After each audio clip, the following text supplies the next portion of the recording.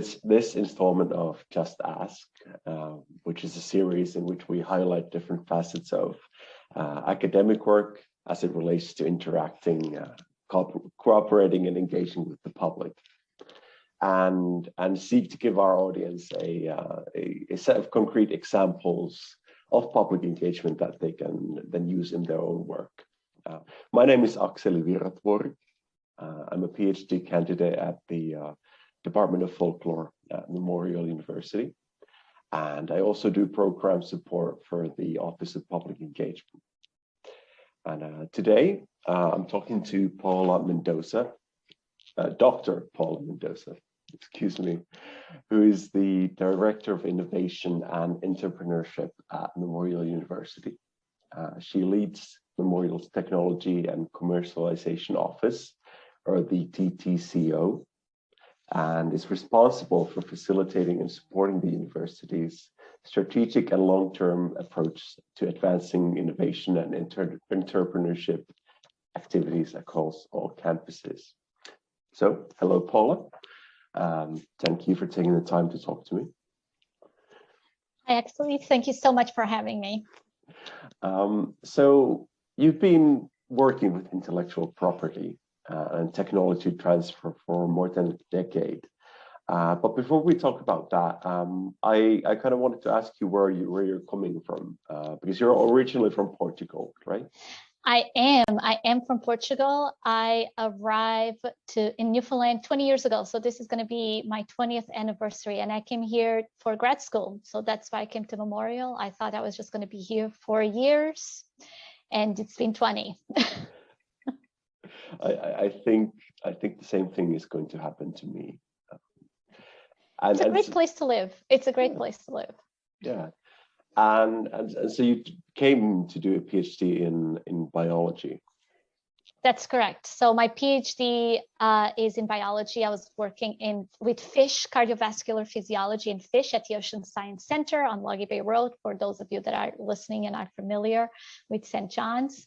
And it was doing my PhD that I realized that I did not want it to be an academic. I love academia. I love research. But it was too specific, and I had all these other interests, and I love being part of the university community and learning all about this other stuff. And that's when I started thinking about what else. I'm going to have this PhD. I love research. I love hanging out with researchers and academia. I love the applied side of research. So what can I do to help me to learn more about it and be involved? And that's when I learned at the time about the Genesis Center and technology transfer. So I ended up during the end of my PhD to volunteer at the Genesis Center. And then I ended up being hired just as I was waiting to do my defense. And that's how my journey in intellectual property started. At the time, just as a little bit of a background, the Genesis had an arm that was the technology transfer arm of Memorial. So it was only in 2014 that then that arm moved under the Vice President of Research, and it stays there now as the Technology Transfer and Commercialization Office, or TTCO. Right. So that's how you ended up at the TTCO. That's right. So I've been, first was with Genesis, then with the TTCO, that is still, again, that arm that move on. And then I've been working in different roles within the TTCO. So I started as an intellectual property officer in the life sciences, then more general. Then I became interim director of the TTCO back in 2018. And then my role expanded. So then I became the director of innovation and entrepreneurship. So I still lead the TTCO, but I have a bit of a broader mandate, like you're mentioning, on supporting and advancing innovation and entrepreneurial activities across our campuses here at Memorial. Did you think you'd ever end up doing this when you first started out? Well, what was interesting is that when I started realizing what else could I do, at the time the internet I had a modem network in my house. Right. So I remember going to the library, and there was actually books of what else can you do when you have a graduate degree like a PhD and you want to embrace other things. And you talk about working for, like, they had different examples, like someone working at NSERC and evaluated grants. It was and then technology transfer was the part that attracted me the most. And that's when I knocked on the door of our tech transfer office at the time. So this would have been 2007, I think that's when it was. And in 2007, I knocked on the door. It's like, I want to learn more about this. And they were fantastic. The group that was leading the office was fantastic. They embraced me. They brought me once a week to learn the ropes. And I really enjoyed it. So I went back after working there for about 8 months to finish my PhD. I've always thought how interesting it was, because you have a notion of everything that is happening, or almost everything that is happening at the university when you talk about applied research. So you're touching on all these different units, and there's so many things happening at Memorial all the time. And really having a notion of, oh yes, I know that researcher, they're working on this, and meeting the students. It's really a very enjoyable work. There's never a day, every day is different. And I think that's what is attracted to me and to my team, is that you never know what's going to happen the next day, because there's always something different coming through the door. Yes, as opposed to kind of, if you had stayed as a researcher and you kind of stayed in your own silo, because you kind of have to develop tunnel vision and you don't really know what else is going on. I know we want to change that, because again, some of the real value is on those multidisciplinary and interdisciplinary collaborations, right? But there's so much you can do. I definitely was not on an applied field. So it is a bit more silo, but there's so many opportunities to learn from other researchers and that are in completely different areas, and that's actually some of the things that we do. But we could talk about that later on as well. Right.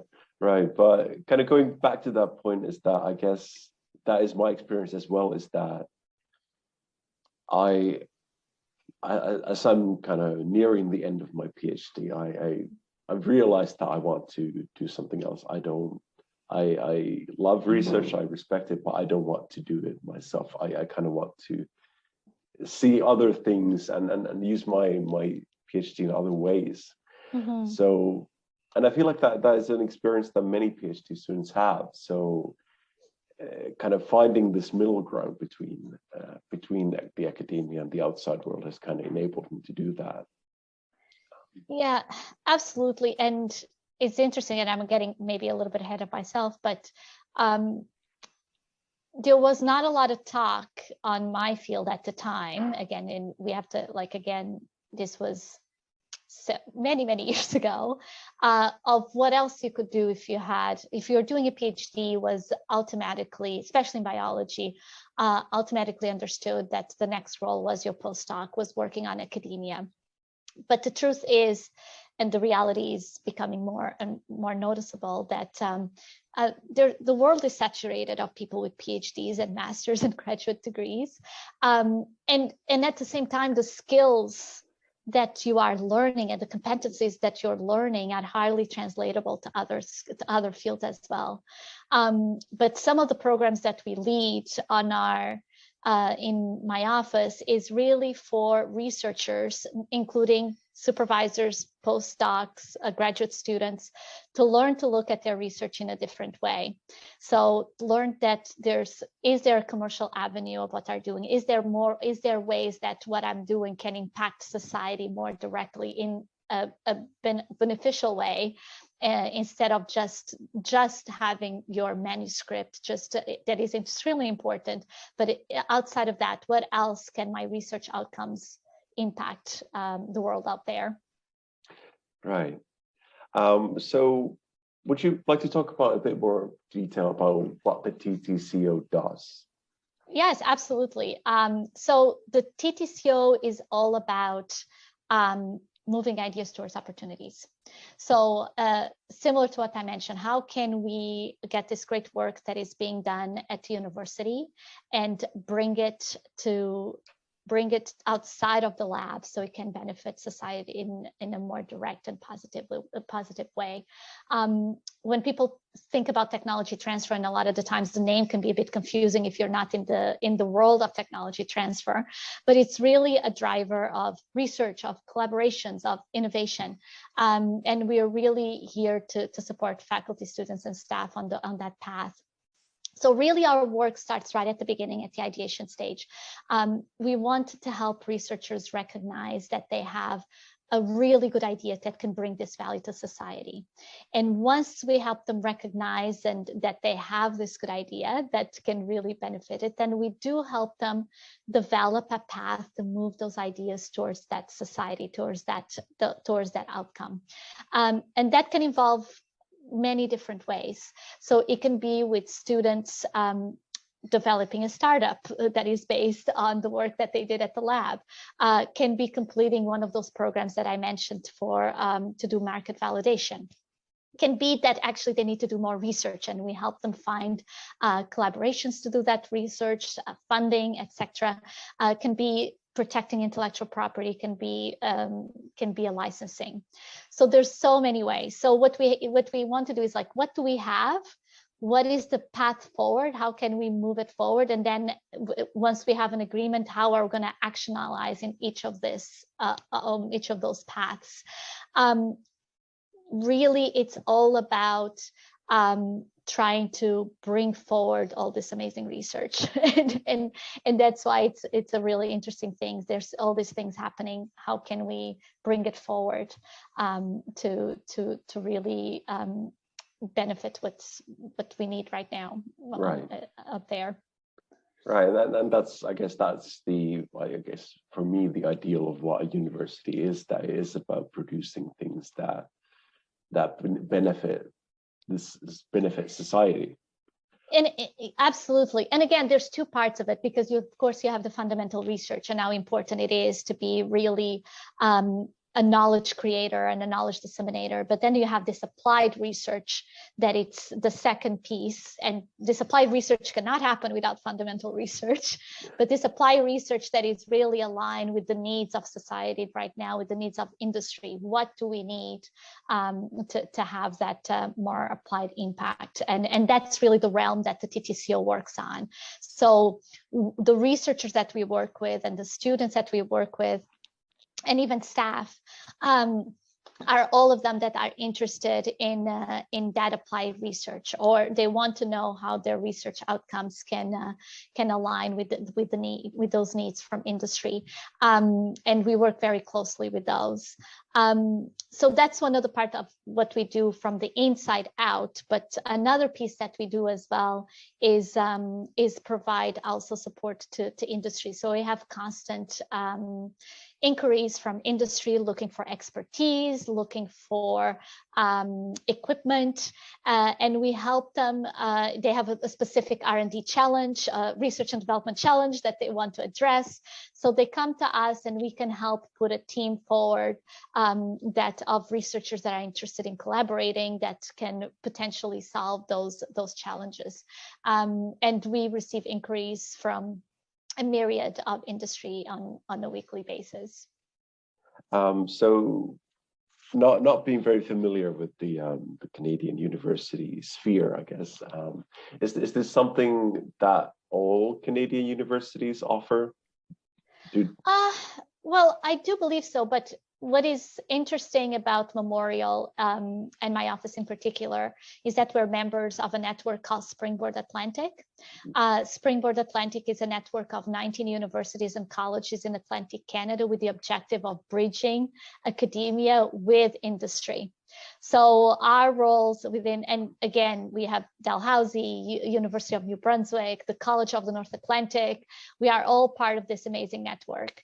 What that network allows is to again, fund dispositions within the universities that are promoting those partnerships between industry and academia, provides funds for proof of concept work, for market validation, funds for our researchers to travel with us to meet industry, making industry connectors. So again, very applied, very applicable. And again, also the protection of through patenting, through intellectual property protection. So a lot of the inquiries that we receive from industry directly come to us, to my office, but sometimes it comes from Springboard. So industry knows that if they contact Springboard, all of a sudden they have access to 19 universities and colleges. So they send their requests and their needs to Springboard. Springboard then puts a call to all the partner organizations. And then we can contact directly that industry and say, hey, we have this expertise, we have this equipment here, come and talk to us, like this is what we can do.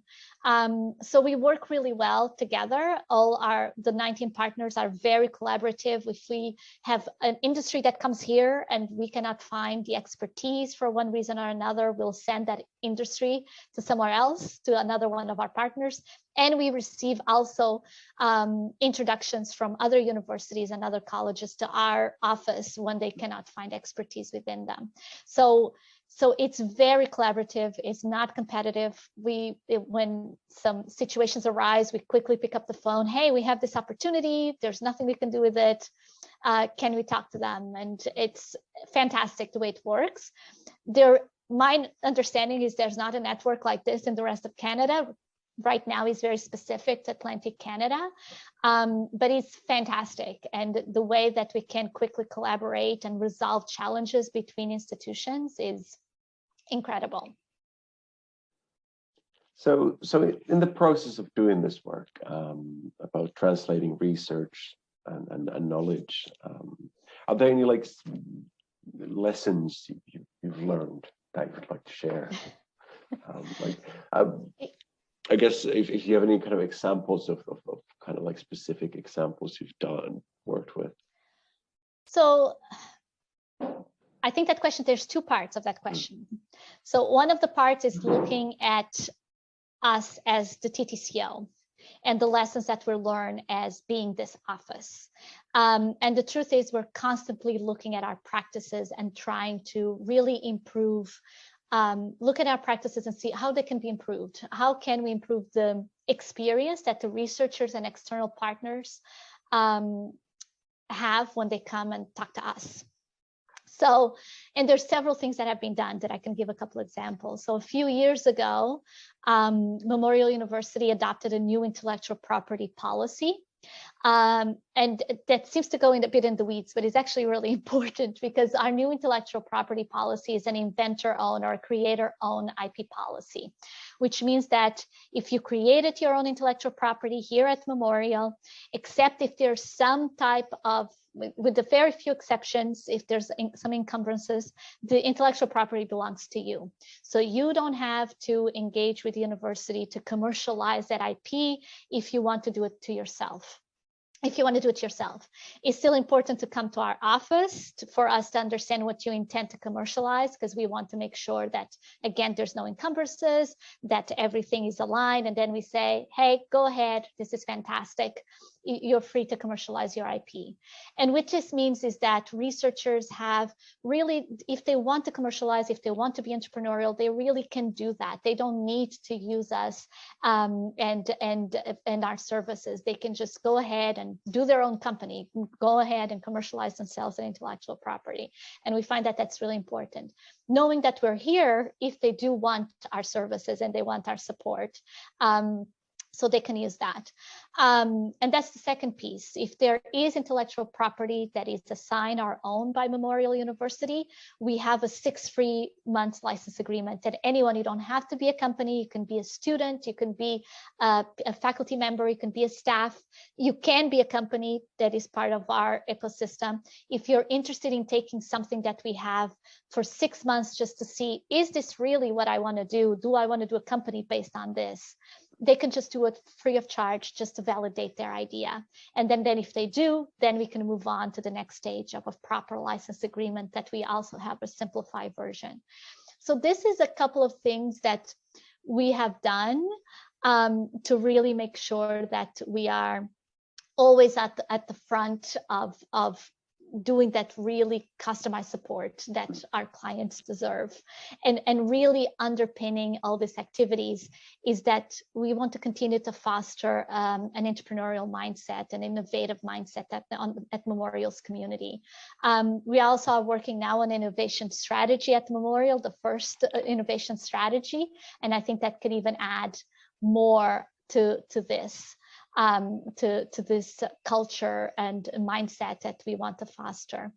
And then I think there's a second part of your question that is to do about the lessons learned, not so much internally, but what we see that is a success, how researchers are moving to have the success technology transfer stories. And what we see is really the sooner that they engage with us, so we can support them in the right direction, the better. So we see that researchers that come to us because, again, they're interested in working with industry, they're interested in having research outcomes that have an applied impact in society or industry, etc. Doing that market validation really early on, knowing, okay, I have this great research. Do I have a market? Does anyone want it? Do we have a customer? Knowing this and learning how to navigate those waters early on are really important, because that means that they are going to be in the right direction from the beginning, and we can support them to map that path towards commercialization and alignment with industry from the get-go. So that's really important. Early engagement is key. Right. I mean, I would imagine having to do that all by yourself would be very difficult. And yeah, and that's true. And some researchers have great experience with working in the industry. They really have their contacts. They're doing this for decades. They don't need us that much. They know what they're doing. But there's a lot of researchers that and students that might want to enter into that path, and they really don't know how to navigate those waters, right? So we are there to support them from the beginning, to make sure that that it's focused, that really at the end of the day everyone is having a good experience with the process as well. Right. Well, thank you, Paula. This has been very interesting. And for those listening, if you happen to be a faculty member, a student, or a staff member at MUN, you can contact the TTCO. You have many resources at your website, from the invention disclosure process, commercialization, research participation agreement. And there's sorry, yeah, please. No, I was going to say that we take pride of our website. So we do have a lot of short videos for people to understand our services, understand the IP policy at Memorial. They're a minute long, sometimes less than a minute. And it's really those quick videos to really understand what we do. And again, contact us anytime at ttco.mun.ca. Right. And there's also a partners page for companies and startups. That's right. So there's a partners page. So if you are, again, our website is, I always say that we have two types of our clients. Is our university community that we work really hard and support them 100% of the way. And then we have our external partners. So our industry that comes to us that want to engage with our researchers and with Memorial. And our website also has information for those external partners as well. And then we'll be adding a link to that in the description box below if you're watching this on YouTube. Excellent. Well, thank you, Paula.